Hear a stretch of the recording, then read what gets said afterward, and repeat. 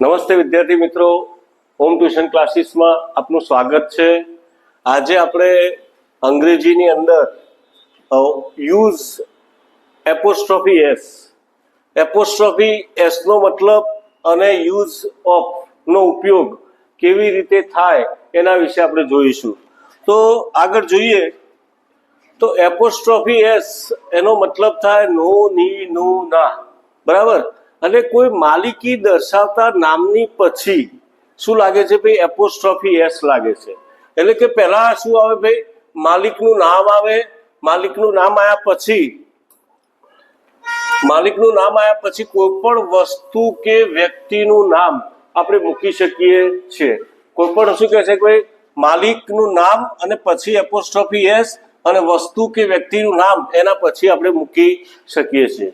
તો અહીંયા આપણે એક્ઝામ્પલ જોઈએ તો અહીંયા એક વાક્ય મેં લખ્યું છે કે ભાઈ ઈશિતાનું પર્સ છે।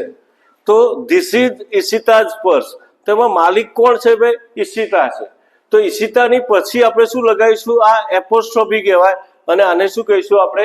એસ કહીશું। તો ધીસ ઇઝ ઈશિતાઝ પર્સ।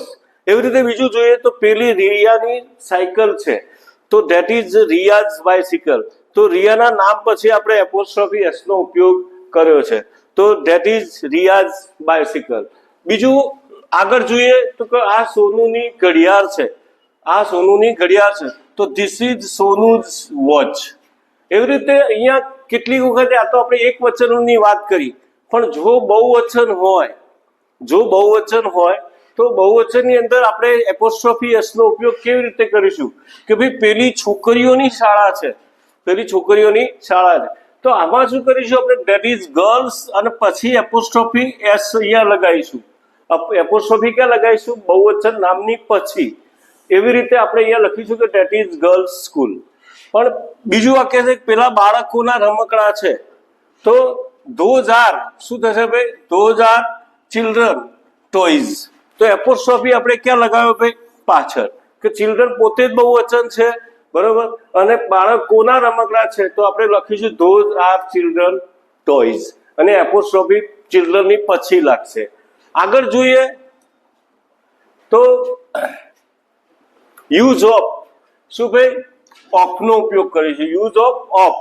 તો અહીંયા શું છે કે ભાઈ એનો મતલબ પણ શું થાય? નો, ની, નું, ના। એનો મતલબ પણ શું થશે? નો, ની, નું, ના। અહીંયા લખ્યું છે કે ભાઈ આકાંક્ષીનું ઘર છે, આ આકાંક્ષીનું ઘર છે, તો અહીંયા આપણે એવું કરીશું ભાઈ કે પહેલું આપણે શું કરીશું? નામ લઈશું, વસ્તુનું નામ લઈશું અને માલિકી સૂચક શબ્દ ક્યાં આવશે? પાછળ આવશે। એ કોના પછી આવશે? ઓફની પછી આવશે। તો અહીંયા this is the house of આકાંક્ષી। બીજું વાક્ય જોયું કે પેલા રૂમની બારીઓ ખુલ્લી છે। તો આની અંદર જયારે વાક્ય બનાવીએ તો પહેલા વસ્તુ ક્યાં લેવાની? પહેલા લેવાની। વસ્તુ ક્યાં લઈશું? પહેલા, કે ભાઈ ધ વિન્ડોઝ અને ઓફ, પછી શું કરીશું? પેલા રૂમની, એટલે જે માલિકી દર્શાવે છે એને આપણે ક્યાં લઈ જઈશું? પાછળ લઈ જઈશું। તો the windows of that room are open. આ ઝાડના પાંદડા કેવા છે? સૂકા છે।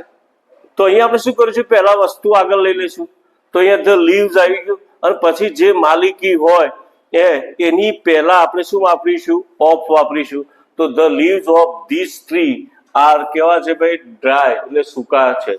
તો મિત્રો, જો આ વિડીયો તમને પસંદ આવતો હોય તો એને લાઈક કરજો, શેર કરજો અને સબસ્ક્રાઇબ કરવાનું ભૂલતા નહીં। Thank you very much.